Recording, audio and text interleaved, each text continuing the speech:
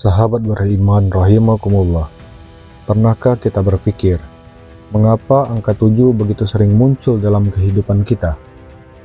Mengapa ada 7 hari dalam seminggu, 7 lapisan langit dan 7 lapisan bumi? Bahkan dalam ibadah haji kita diperintahkan untuk melakukan tawaf sebanyak 7 kali. Apakah ini sebuah kebetulan atau ada rahasia besar yang Allah sembunyikan di balik angka ini?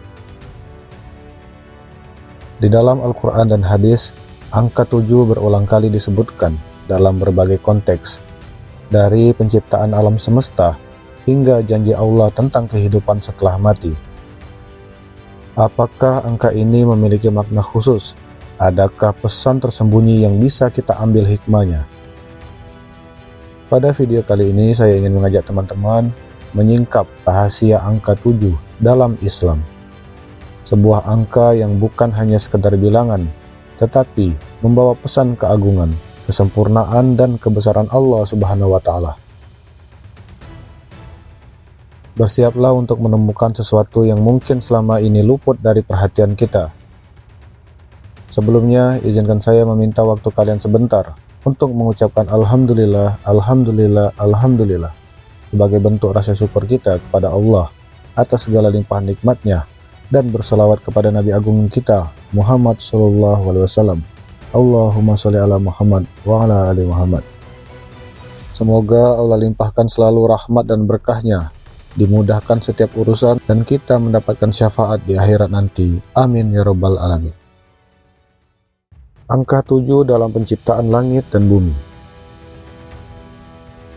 Allah Subhanahu wa Ta'ala menyebutkan dalam Al-Quran bahwa Dia menciptakan 7 langit dan 7 bumi. Dalam surat At-Talaq ayat 12, Allah Subhanahu wa Ta'ala berfirman, yang artinya, Allah lah yang menciptakan 7 langit, dan seperti itu pula bumi. Perintah Allah berlaku padanya agar kamu mengetahui bahwa Allah Maha Kuasa atas segala sesuatu, dan ilmunya benar-benar meliputi segala sesuatu. Para ulama tafsir seperti Ibnu Katsir dan Al-Qurtubi menjelaskan bahwa ayat ini datang sebagai pengingat bagi manusia bahwa seluruh alam semesta berada di bawah ketentuan dan kehendak Allah. Ini juga menjadi penegasan bahwa segala aturan Allah adalah bagian dari kebijaksanaannya. Ayat ini menunjukkan keteraturan dalam ciptaannya, bahwa segala sesuatu berjalan sesuai dengan kehendaknya, dan mengajarkan kepada manusia untuk tidak meragukan hukum-hukumnya. Ayat ini juga memperkuat keimanan dan menjadi bukti bahwa segala sesuatu di dunia ini bukan terjadi secara kebetulan, melainkan ada sistem dan aturan ilahi yang mengaturnya. 7 hari dalam seminggu. Dalam Al-Quran, Allah juga menyebutkan bahwa penciptaan dunia terjadi dalam 6 hari, dan hari ke-7 menjadi hari penuh berkah, yaitu hari Jumat. Hari ini adalah Sayyidul Ayyam, penghulu segala hari, yang di dalamnya terdapat waktu mustajab untuk berdoa.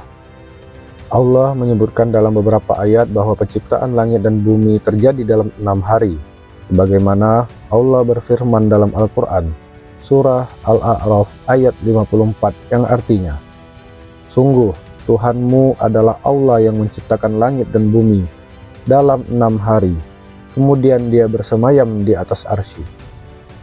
Meskipun Al-Quran tidak menyebutkan hari ke-7 secara eksplisit, dalam tradisi Yahudi dan Kristen, hari ke-7 disebut sebagai hari istirahat, Sabat, sedangkan dalam Islam, hari Jumat disebut sebagai Sayyidul Ayyam, penghulu segala hari.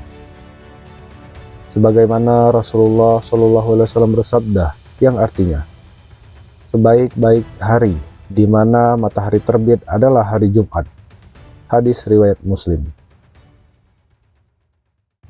Tawaf dan sa'i sebanyak 7 kali. Dalam peribadahan haji, tawaf melambangkan ketundukan manusia kepada Allah dengan mengitari Ka'bah sebagai pusat ibadah. Sa'i adalah bentuk pengorbanan dan usaha yang mengajarkan kesabaran serta keyakinan kepada Allah. Keduanya bukan sekedar ritual fisik, tetapi memiliki makna spiritual yang mendalam. Dalam ibadah haji dan umroh, kita diperintahkan untuk mengelilingi Ka'bah sebanyak 7 kali dalam ibadah tawaf. Begitu juga dengan ibadah sya'i, yaitu berlari-lari kecil antara Bukit Safa dan Marwah, juga dilakukan sebanyak 7 kali. Allah Subhanahu wa Ta'ala berfirman dalam Al-Quran Surat Al-Hajj ayat 29. Allah berfirman yang artinya, kemudian hendaklah mereka menghilangkan kotoran yang ada pada badan mereka, dan hendaklah mereka menyempurnakan nazar-nazar mereka, serta melakukan tawaf sekeliling rumah tua Ka'bah. Allah juga berfirman dalam Al-Quran Surat Al-Baqarah ayat 158. Allah Subhanahu wa Ta'ala berfirman yang artinya, sesungguhnya Safa dan Marwah adalah sebagian dari syiar Allah, maka barang siapa berhaji ke Baitullah atau berumrah, tidak ada dosa baginya untuk melakukan sa'i antara keduanya. Ini menunjukkan angka 7 sebagai simbol kesempurnaan dalam ibadah yang telah ditetapkan oleh Allah Subhanahu wa Ta'ala. Surah Al-Fatihah terdiri dari 7 ayat. Surat Al-Fatihah adalah surat dengan urutan pertama dalam Al-Quran dan memiliki kedudukan yang sangat istimewa dalam Islam. Surah ini disebut sebagai Ummul Kitab, induk Al-Quran, karena mengandung inti dari ajaran Islam. Surat Al-Fatihah merupakan yang paling agung dalam Al-Quran.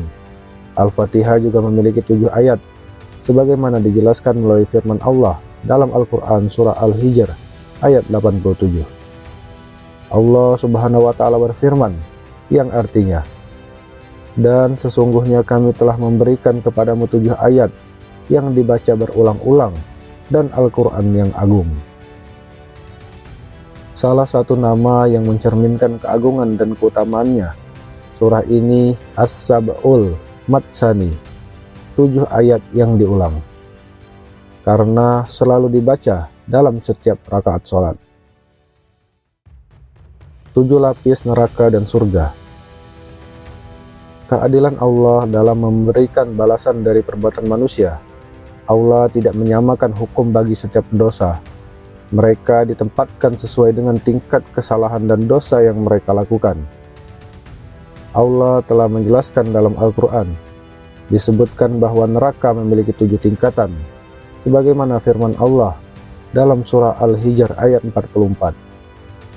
Allah Subhanahu wa Ta'ala berfirman yang artinya, neraka itu mempunyai 7 pintu. Tiap-tiap pintu telah ditetapkan untuk golongan tertentu dari mereka. Sebaliknya, surga juga disebut memiliki tingkatan yang berbeda-beda sesuai dengan amalan seseorang. 7 golongan yang mendapat naungan Allah di hari kiamat. Dalam sebuah hadis yang diriwayatkan oleh Imam Bukhari dan Muslim, Rasulullah Shallallahu Alaihi Wasallam bersabda yang artinya, ada 7 golongan yang akan dinaungi oleh Allah dalam naungannya pada hari ketika tidak ada naungan kecuali naungannya, yaitu pemimpin yang adil, pemuda yang tumbuh dalam ibadah kepada Allah, orang yang hatinya selalu terpaut dengan masjid, 2 orang yang saling mencintai karena Allah, seorang laki-laki yang diajak berzina oleh wanita cantik dan ia menolak karena takut kepada Allah, orang yang bersedekah secara sembunyi-sembunyi, orang yang mengingat Allah dalam kesendirian hingga meneteskan air mata. Hadis riwayat Bukhari dan Muslim. Hadis ini juga mengajarkan kepada kita untuk selalu berusaha menjadi salah satu dari 7 golongan tersebut agar mendapat perlindungan Allah di hari yang penuh kesulitan nanti. Dari semua penjelasan tadi, kita bisa melihat bahwa angka 7 bukanlah angka biasa dalam Islam. Angka ini mencerminkan kebesaran Allah dan sering dikaitkan dengan kesempurnaan dalam penciptaan serta ibadah kita. Semoga kita bisa mendapati hikmah dari keistimewaan angka 7 ini dan semakin meningkatkan keimanan serta ketaatan kita kepada Allah Subhanahu wa Ta'ala. Subhanallah wa bihamdihi, subhanakallahumma wa bihamdika, asyhadu an la ilaha illa anta, astaghfiruka wa atubu ilaik.